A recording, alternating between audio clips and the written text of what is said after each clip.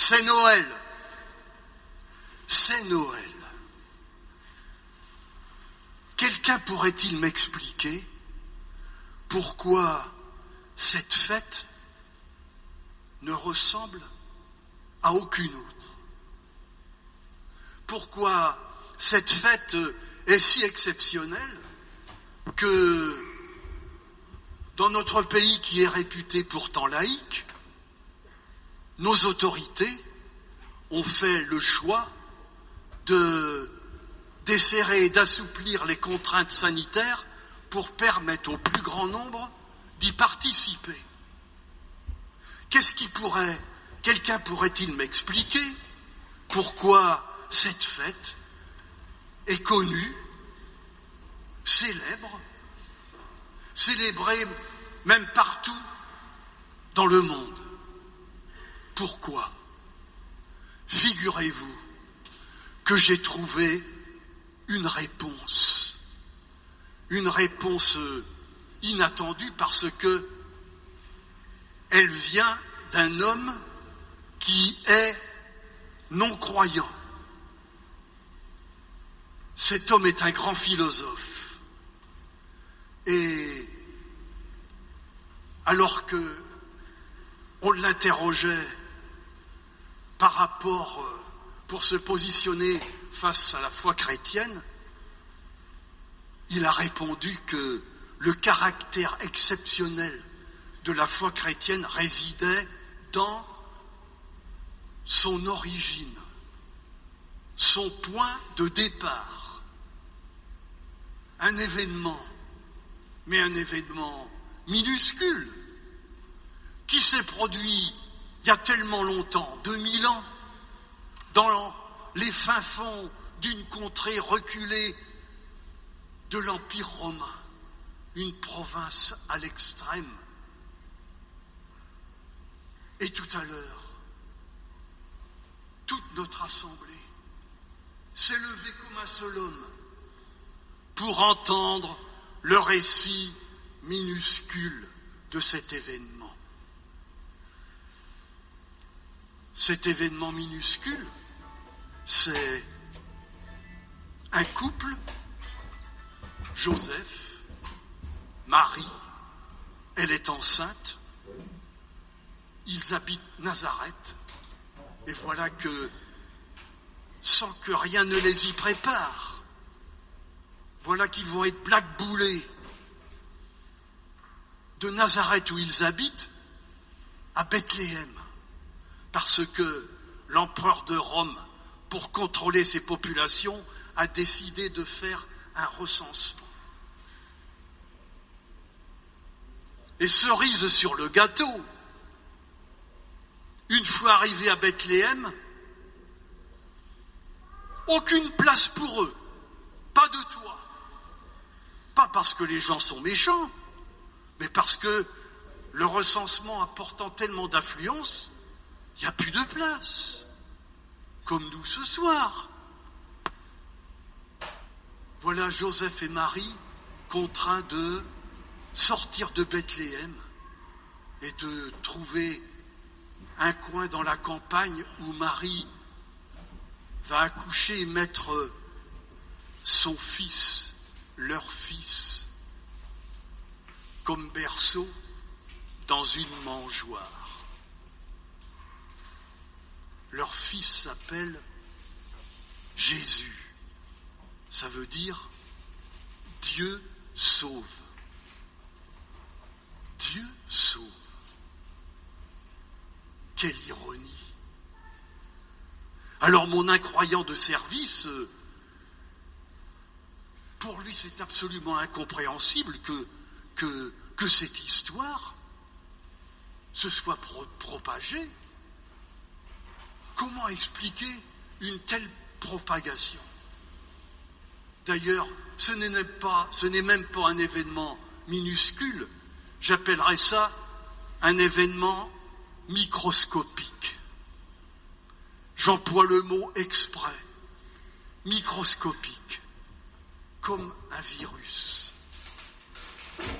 Nous connaissons, mais ce virus-là, il a cette particularité que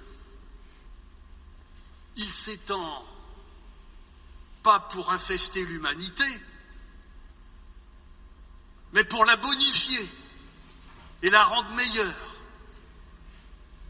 Ce virus-là a cette particularité qu'il pénètre chez nous, dans chacun, pas par effraction, pas subrepticement, parce que nous lui disons oui, pas de venue chez nous sans accord, sans permission de notre part, sans volonté.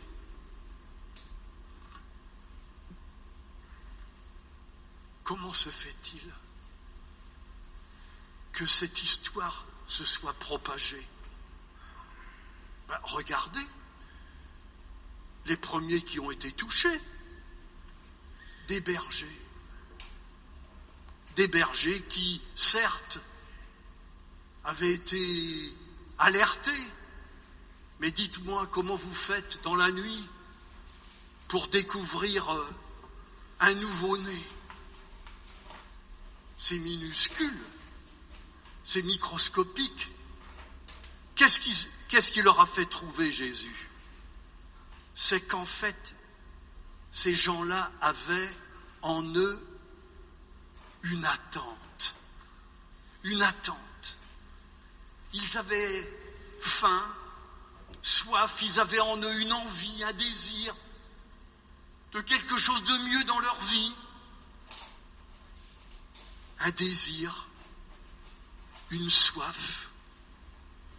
Vous vous souvenez? Le conte qu'on a entendu en ouverture de la célébration. Des gens qui vivaient dans la nuit sans savoir qu'il existait le jour. Mais ce qui leur manquait à ces gens-là, c'est pas seulement de savoir, c'était d'attendre. C'était d'attendre.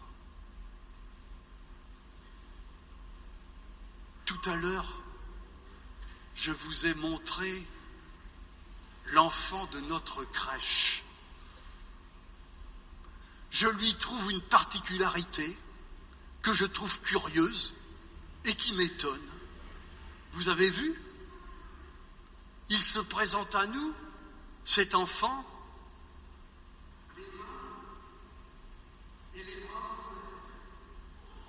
comme s'il était heureux de venir chez nous. Alors qu'on vient de lui fermer les portes, lui, il s'ouvre. C'est fantastique. Cet enfant n'est pas ordinaire. Il n'est pas ordinaire. Cet enfant, on dirait qu'il a le goût de l'autre, de compter sur lui, qu'il a le goût des autres.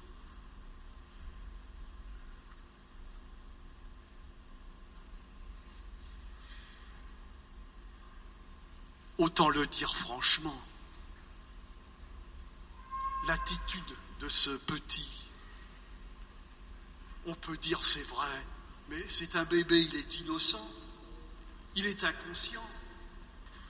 Alors expliquez-moi, comment se fait-il que 35 ans plus tard, on le trouve, cet homme devenu adulte, dans la même posture, les bras encore, comme s'il comptait sur le monde. Et là, il est ouvert les bras en croix.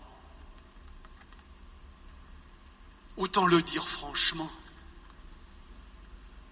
cette attitude-là de cet enfant, Jésus,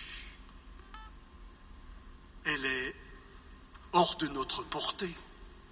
Elle nous dépasse. Pourtant, si nous nous sommes rassemblés ce soir, n'est-ce pas pour, comme les bergers, en nous comme une attente, peut-être que nous pouvons le lui demander, puisque dans la foi nous le croyons vivant. Est-ce que quelqu'un pourrait m'expliquer pourquoi Noël est une fête qui ne ressemble à aucune autre?